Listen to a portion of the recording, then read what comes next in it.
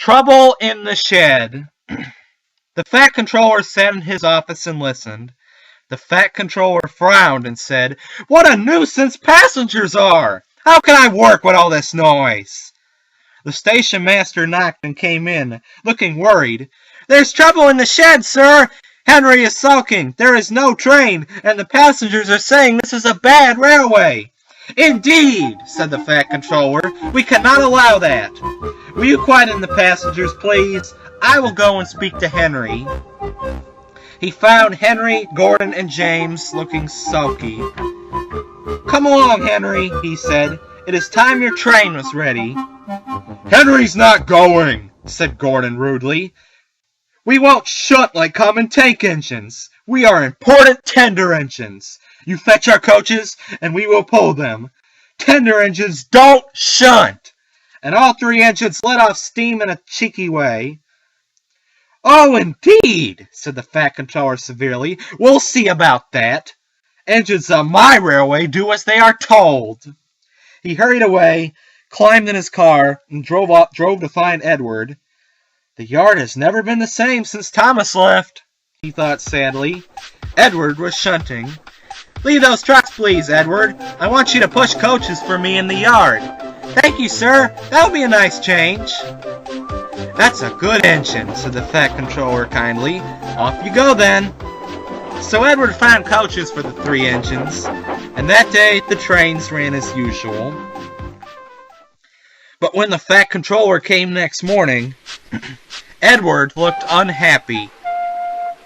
Gordon came clanking past, hissing rudely.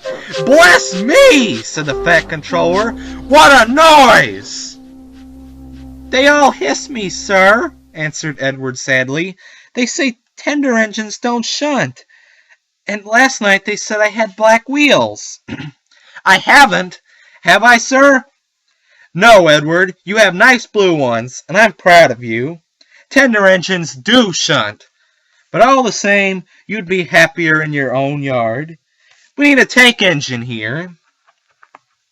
He went to an engine workshop, and they showed him all sorts of tank engines. There were big ones and little ones. Some looked happy and some sad, and some looked at him anxiously, hoping he would choose them. At last he saw a smart little green engine with 4 wheels. "That's the one," he thought.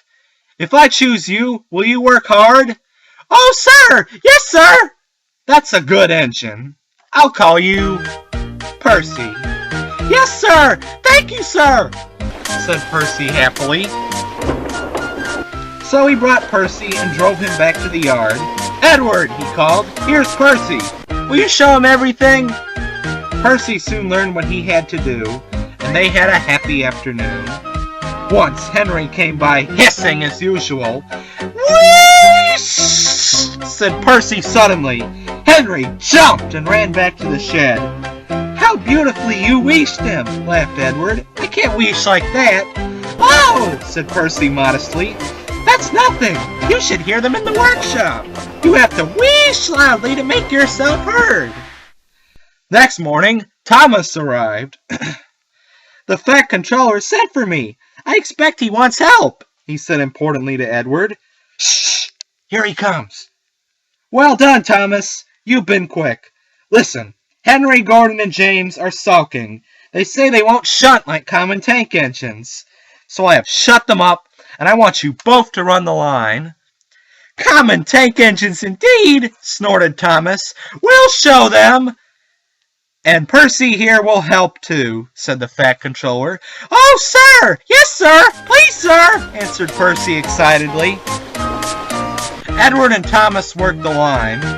Starting at opposite ends, they pulled the trains, whistling cheerfully to each other as they passed. Percy sometimes puffed along the branch line. Thomas was anxious, but both driver and guard promised to take care of Annie and Clarabelle.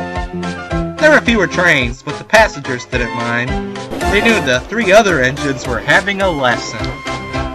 Henry, Gordon, and James stayed shut in the shed and were cold, lonely, and miserable.